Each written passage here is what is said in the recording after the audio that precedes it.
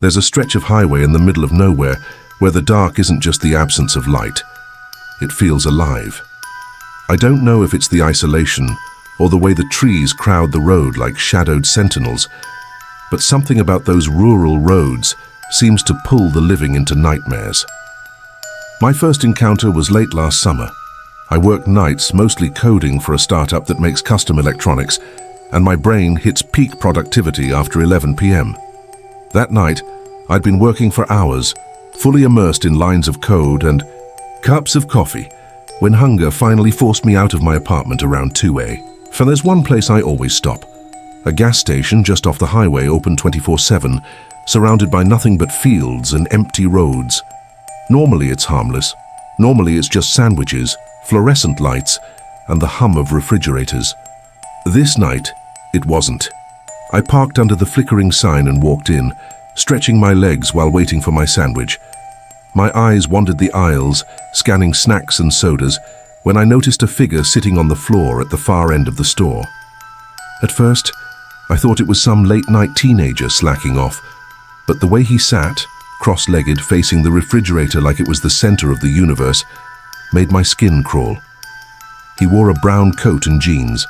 Nothing remarkable, except the way he moved wasn't natural. His body was rigid, twisted like he was fighting against invisible ropes. And then I saw his eyes. They were unnaturally wide, staring directly at me, and his lips quivered as though he were silently screaming. I froze. He wasn't alive in any conventional sense. I could feel it in my chest. This presence, this awareness, like the air around him had weight. When he suddenly snapped his head toward me, my stomach dropped. He wasn't just looking, he was measuring. I backed down an aisle to observe without being noticed. But when I turned the corner, he was already staring at me again, that dead, hollow gaze drilling into my skull. The seconds felt like minutes. I finally tore my eyes away and returned to the counter. My sandwich was ready, but my hands shook. I paid, left, and got into my car. The moment I hit the highway, headlights appeared in my rearview mirror. Not police, him. That same brown coat, now behind the wheel of a pickup truck, accelerating toward me. Panic turned my stomach into ice. He honked, flashing high beams, driving like he was playing a game I didn't understand. I floored it. He swerved to follow, rammed my car once. My instincts took over. Swerve, brake, speed, every second a fight for survival. Eventually, he spun out into a field, but the terror stayed with me long after the taillights vanished. I called the police later, but the emptiness of that highway made it seem like I'd been the only witness to a nightmare. A few weeks later, another story reached me, a friend's horrifying encounter on Route 82 in southern New Mexico. My friend was delivering electronics late at night, the roads dead and unwelcoming. Around 1 a.m., he saw a red hatchback on the shoulder with a woman standing outside, phone in hand.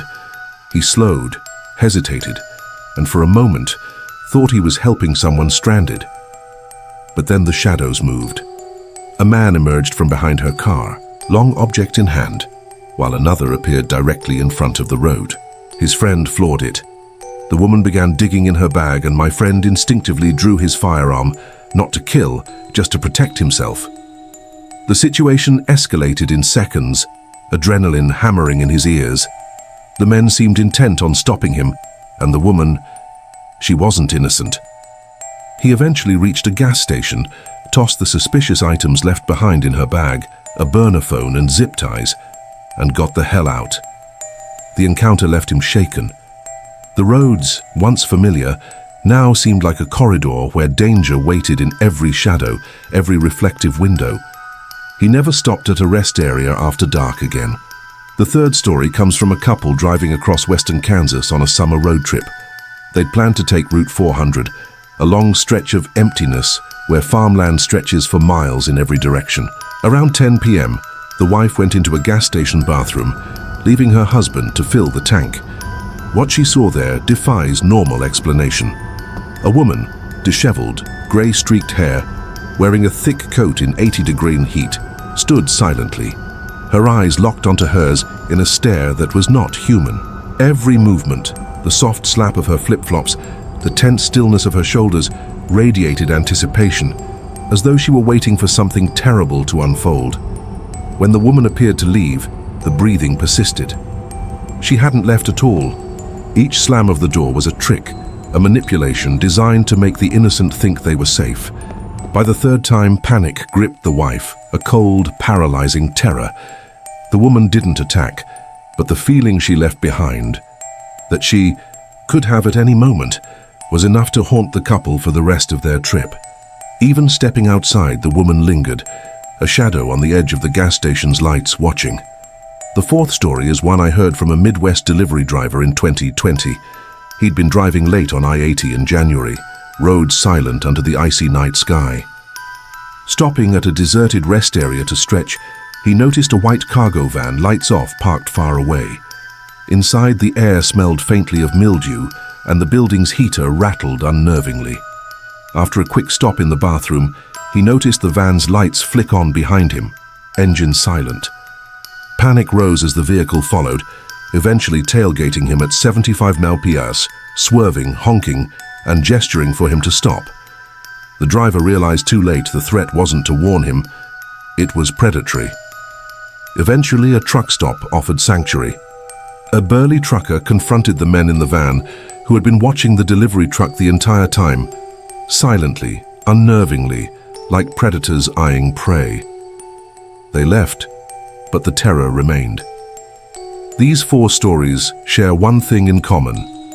Highway darkness is not empty. Shadows linger, figures watch, and sometimes the line between reality and nightmare blurs. A stop for a sandwich, a rest area, a late-night delivery. Any of these could be your last moment of comfort before the unknown steps out from the dark. And the next time you drive through those lonely stretches, remember, headlights in the distance aren't always other drivers. Sometimes there's something else, something watching. The road seemed calm, but the calm was a lie. Darkness has a way of hiding things that shouldn't exist.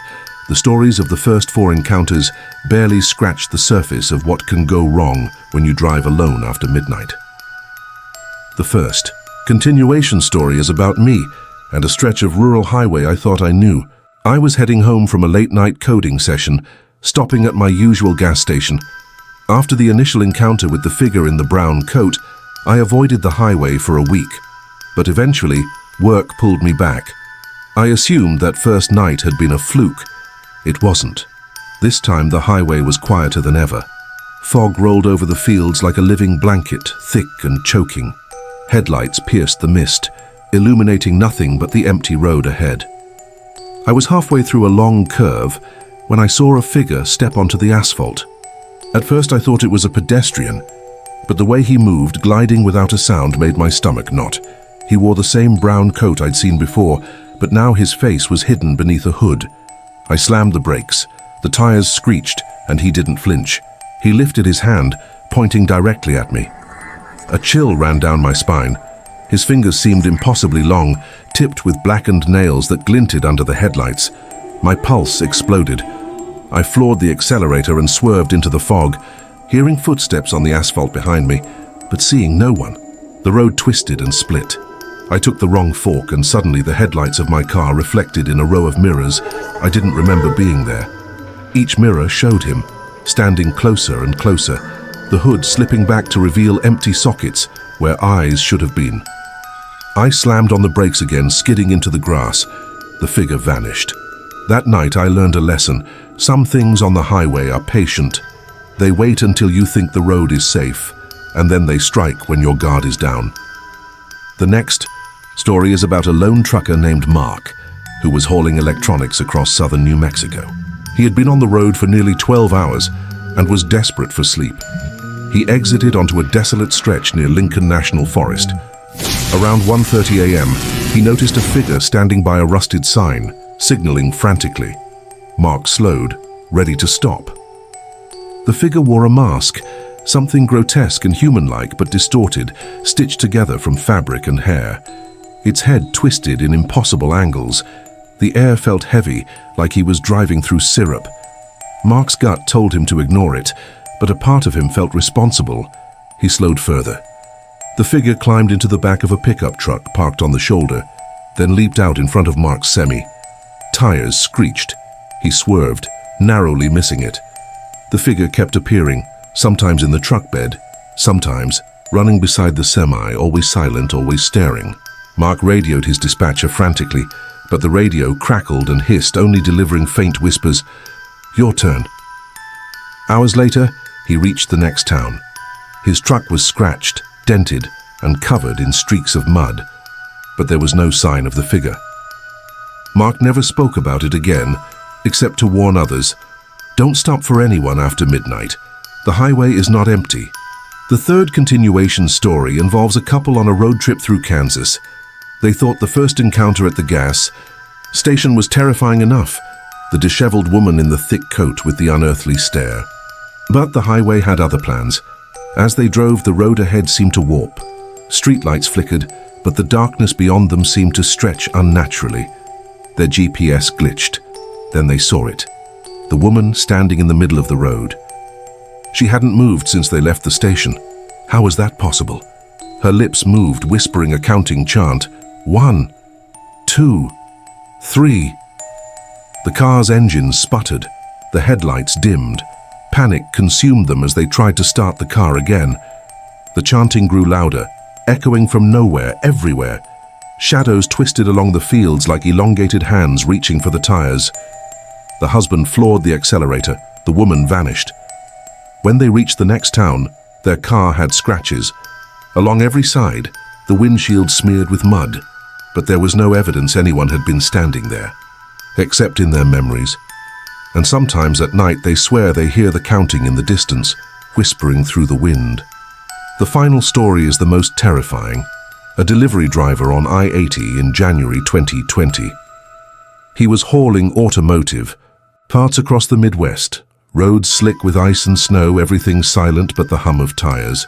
Stopping at a rest area, he noticed a white cargo van parked far away, lights off. He went inside, used the restroom, then stepped out. The van's lights turned on, slowly, deliberately. It began following him, tailgating, flashing headlights, honking. Every time he attempted to accelerate, it mirrored his movements. Every attempt to pass it, it blocked the road. It wasn't human. It didn't need to sleep. It didn't tire. He reached a truck stop. The van hesitated, then slowly circled and returned to the highway, watching, waiting. A burly trucker confronted the occupants, who remained silent, unnervingly calm, staring straight ahead. They left, but the terror lingered. To this day, the delivery driver fills up before dark, brings snacks, and avoids rest stops unless they're crowded. The van's image is etched into his mind. Featureless face, shadowy presence, relentless intent. Each of these 4 stories shows the same pattern. The highway is alive at night. The shadows stretch farther than they should. Figures move with impossible precision. Roads that feel empty are corridors for something waiting, something patient. Somewhere in the dark, waiting behind a foggy bend, a reflective mirror, or the empty seats of a rest area, the unknown watches you. Sometimes it's a figure in a brown coat, sometimes a van full of shadows, sometimes a woman who should not exist. And they are never alone. When you see one, there are always others. The next time you drive after midnight, remember, the highway is not just asphalt and signs. It's a stage for things that live in the dark. A single headlight may be watching you. A figure by the roadside may be following. A shadow in the rear view may be counting. And when it reaches you, there is no running. And if you stop, just for a sandwich, a bathroom, a phone signal, don't think for a second that you are safe. Because on the highway, some passengers never leave.